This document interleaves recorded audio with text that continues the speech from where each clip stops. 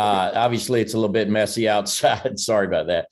A little bit messy outside. Just wonder if you could tell us a little bit about your preparations. And you hadn't talked much lately about being pretty limited in your space this season, but obviously you guys have been able to get through it. Yeah, it was messy outside. We actually got to go outside a little bit, so that was good. But it was wet, but it wasn't unbearable. So we got to go outside in a little bit. I mean, we've been inside. The problem with inside is the turf wears on your legs a little harder. So you don't like being on turf every day. You want to be able to go in and out and switch who's in, switch who's out. But we've kind of had to be in more because we only have the one grass field. So that's been tough. But the preparation's been great. I thought the guys had good energy today, good practice. We're still banged up and beat up, probably as we've been. I don't know. I feel like as much as since I've been here. I mean, I don't remember having this many guys injured at once since I've been here. But the guys worked hard, and they're buying into the plan and executing it. You mentioned being banged up there, Kirby. Any shot, or what are the chances that you could get some of your receivers back? I know you mentioned yesterday you guys are down to 6 or 7 healthy guys there at wide receiver. Do you have a chance to get Dom or Arian or Marcus back this week? Yeah, we have a chance on all three. They were both out there running today, hitting 18, 19 miles an hour, so they weren't going full speed, but they were moving around. Rosemead's probably got the best chance, and each one of them's got a chance to make it back. But they're not taking a lot of reps. They're hitting walk-through reps, stay in the middle part of the game, and then you're going to see if they can clear, by Thursday or Friday. All right, let's go to Anthony Dasher and then to Mike Griffith. Hey, Coach. We saw last week how much of an effect a crowd can have on the game. I was just wondering now this week with the script flipped such that it is, how much of a concern is that for your team, and what kind of ways are you trying to get your team prepared for that? Always concerned when you go on the road in the SEC. You look across the league right now, and I can give you 4 or 5 games of examples of first road trips for teams. And what's wrong is you used to have 25% of your team that had not been on the road. And now we're at probably 50% that hasn't been on a true road game in that kind of environment because of COVID last year. So you're seeing the impact of that, whether it's, our game or Kentucky, Florida, Alabama, Florida, all the games, Ole Miss, Alabama, I mean, they're all over the place. So we try to just teach and learn from it, but inevitably, you may have mistakes, you may make mistakes, and you got to overcome those, and you can't let one mistake compound things and make it worse. So that's what we've talked about. We're trying to talk about the threats to us playing well and be aware of them, and then conquer them in practice so that you can go out in the game and play with confidence. Kirby, how close is Tyke? And as far as Darnell goes, I know him and Brock weren't targeted last week. Can you just talk about what dimension he adds if he's back out there? Yeah, Tyke and Darnell are both working really well. We're not limiting the reps anymore. They're probably not 100% in terms of speed, but they're getting there. And being on the turf affects them too. It's a different kind of surface. So with the foot injury, it bothers them more than probably anybody. But I think Tyke is much closer. He took more reps today. Again, it's not like just ability. He has ability. It's him understanding the defense, getting back in, getting full speed reps. It's different when you start covering a guy running 19, 20 miles an hour at you. And that's the biggest thing, is getting him back comfortable doing that. And Darnell's, he was really more effective last week than I thought he would be. And he's been able to take his reps this week. So he's moving in the right direction. Biggest thing with Darnell is getting him in playing shape. All right, let's go to Mark Weiser and then to Seth Emerson. Kirby, with the defensive line, with guys that look like NFL draft picks and Jordan Davis and Wyatt, obviously they weren't 5-star guys. Down the road with Jalen and Trevon Walker, what's been the key or keys to that group kind of being what it is now and doing what they're doing? The key is work and growth. I mean, Devontae Wyatt was not the player that he is now when he got here. I can assure you Jordan wasn't either. Trevon's worked a long time really hard. You go back to his freshman year, he made some like splash plays, but he didn't play first and second down much. He played a lot of third down.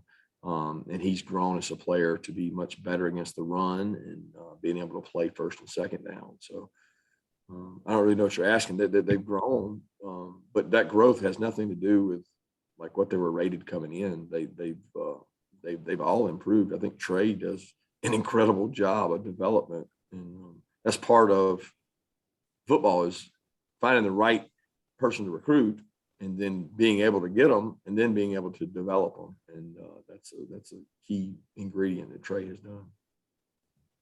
Kirby, I was looking at lat injuries in players and athletes today, and I'm curious how applicable like Dak Prescott's is, because his was in the preseason, so there's less urgency to get him into a game. I know with baseball players, with pitchers, they tend to, with grade 1, put them on the IL, they miss a couple starts, they come back. With JT, is it easier to kind of finesse it, since throwing a football, the duties of a quarterback are different than a major league pitcher? Like finesse it with, try to do what you can in practice and even games? I don't know about finesse it. My first question was, Ron, is he going to aggravate it and hurt it worse by doing anything? And he said basically it's a muscle injury. So anything that bothers it, you don't want to do. But anything that doesn't bother it, you want to continue to do. So he's able today to go out and do some soft toss. It didn't bother it. And that's the same protocol they did with Dak. It was not a complete shutdown. There's exercises he can do in our training room that are bands and throwing motions and things that are not, they don't hurt him. They don't bother him. And as long as it doesn't bother him, then we feel like we're getting improvement, gradual improvement. And that's the key, because the last thing I want to do is push the envelope, re-injure, go back, then a constant cycle of that. So we're not trying to finesse it in the point that, hey, we throw him out there. We're trying to get him to do what he can without getting injured. And I'm not the expert at that, I can assure you. I do listen to what Ron says, and we also consult with other people. All right, let's go to Dean Legge and then to Jack Duffy. Kirby, it's been 25 years since the quadruple overtime game against Auburn down there in '96. That was, I think, your third year on campus, but your second year playing. What do you remember about that night? And do you think it kind of launched Coach Donnan and the program forward in a way that it hadn't been at the time? Yeah, it was a tremendous game and a tremendous atmosphere is what I remember. I mean, it was a big time comeback of epic proportions. It was a crazy finish to regulation. I remember that, and then just remember, didn't think you were ever going to stop going out there. I didn't think anybody was ever going to stop anybody, and then we finally had a chance and ended up stopping Damien Craig on like a sweep. So it was a wild game. I don't remember specifics of it because it was so long ago. But you remember Ferguson's cartwhel? Yeah, Ferguson. About 330 pounds doing a cartwheel down the field. That's when you knew he was going to play in the NFL a long time. Talented dude. But it was, those games are always, I feel like the Georgia Auburn games are always like that, just year in, year out. Hey, Kirby. Bo Nix had some really impressive plays this last week, showing off his mobility and scrambling ability. And, last week playing KJ Jefferson, another mobile quarterback. What's the defensive challenge of facing a mobile quarterback? The defensive challenge of facing a mobile quarterback is how long you have to cover and how creative you have to be. There's plays there's plays that are 8 seconds long. Our guys on average play 3-4 second play is a long time. 8 second play is a long time. He can extend plays. He can win with his feet. Bobo's very creative with quarterbacks that can run. So, some quarterbacks that run can't throw. So he can throw and run. So it adds an extra element that sometimes the design runs are easier to defend than one when you think it's a pass, because it is a pass and he takes off. So it's tremendously hard. I don't think people understand exactly how good an athlete this guy is. It's been reported to me that he's at 22 miles per hour on GPS. We don't have but maybe 2 receivers on our entire team that can get 22 miles per hour. So he is a really, really good athlete. Okay, let's go to Jed May and then to Palmer Thombs. Yeah, Kirby, when we met with Payne yesterday, he said, Jack Podlesny's why that y'all talked about is, he's motivated to succeed. I think fear of failure is one word he used. Just as a kicker, like how have you seen him sort of go about dealing with that, and how do you as coaches sort of, keep his confidence up, especially, when he had those couple misses early in the year? Well, he's a hard worker. He has a routine he goes about, and he's just a tremendous kid, an individual, and a success story. And I think the psychological disposition of kickers is always, maybe different than the normal position players. And he goes through, it's more like a hitter. You get slumps and you hit highs and lows, and you try to always err on the middle, never being too high, never being too low. And I think he's brought himself back. He's kicked really well. We've seen him kick more in practice than we do in games, but he's been really consistent, and just very thankful that, he chose to come here as a walk on, and earned a scholarship, because we'd be in a tough way without him. Kirby, well, we've got you talking about quarterback injuries. A couple of weeks ago, you mentioned Stetson being a little bit banged up with a back issue. Is that healed up, and how has he looked in practice so far this week? He's looked good. His lower back still bothers him. He has to get treatment on it, but it's not to the point of affecting his performance right now. We just have to be careful with him. And he's done a good job getting treatment on it and staying on top. He's also got a big knee laceration from last week, but it hadn't affected performance or anything. But he's done a good job. I mean, Stetson's a savvy vet that he understands defenses. He's very intelligent, and he's had to learn a lot of the football he's had to learn is through other quarterbacks by sitting back and watching them. And I think he enjoys getting an opportunity to go out there and do the things he's done. All right, let's go Connor Riley and then Lance McCurley. Hey, Kirby, you've obviously seen a lot of great athletes in your time as a, defensive coach. What about Adam Anderson's athleticism sort of makes him a unique player? What makes Adam Anderson a unique player? Yeah. Size, speed, athleticism, great get off. I mean, elite get off.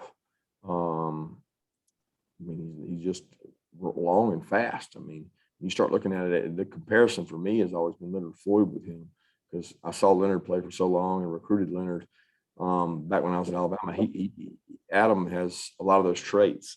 His biggest probably issue has been able to handle bulk and weight and gain weight. He's gained a lot of muscle mass, but I'm so proud of Adam's maturity.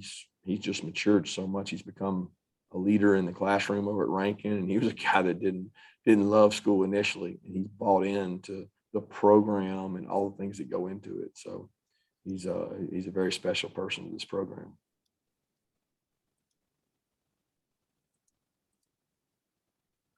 Don't see Lance any longer. Let's go to Vance Levy and then Ryan Curley. Hey, Kirby, when you talk about the hostile environment like Auburn is, as you said the other day, it's definitely one of the most in the SEC.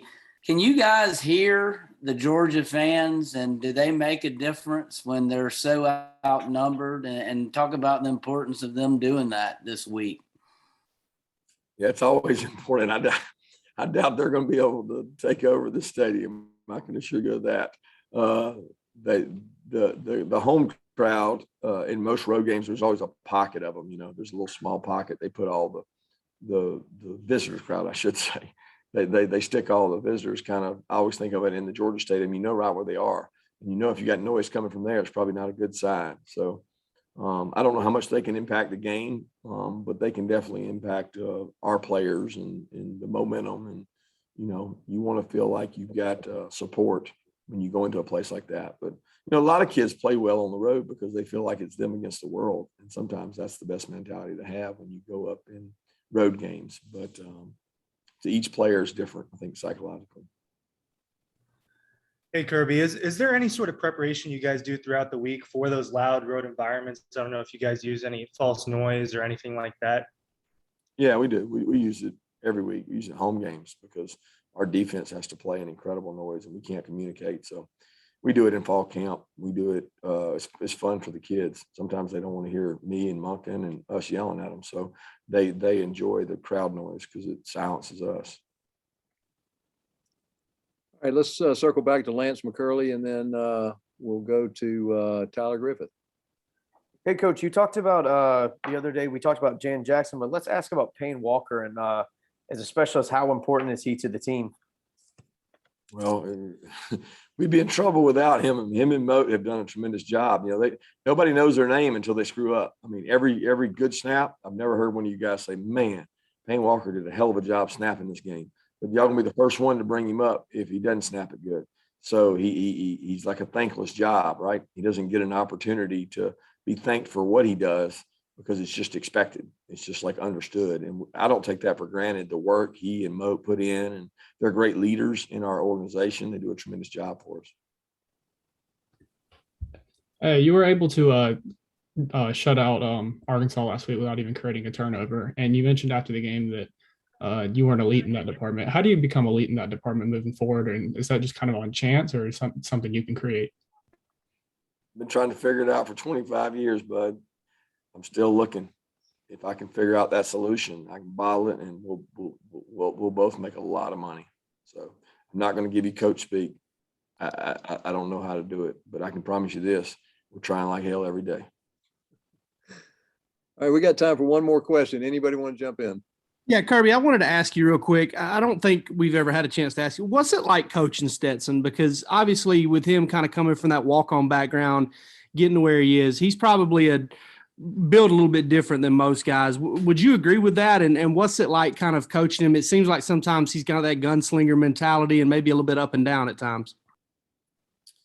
I don't look at coaching him any different than anybody on the team. I really don't. I mean, Stetson's got thick skin. He's a tough kid. He grew up in Pierce County. He's been coached hard. He's been reprimanded. He stands up for what he believes in. He argues his point. If he thinks he was right, he usually has a good reason for it. I mean, I appreciate the way he approaches things, and all the quarterbacks. I mean, it's not a sensitive subject. If I think they're wrong, then we tell them. We're trying to make them better, and he's done that since he's been here. I mean, the kid has good moxie. He's got good confidence.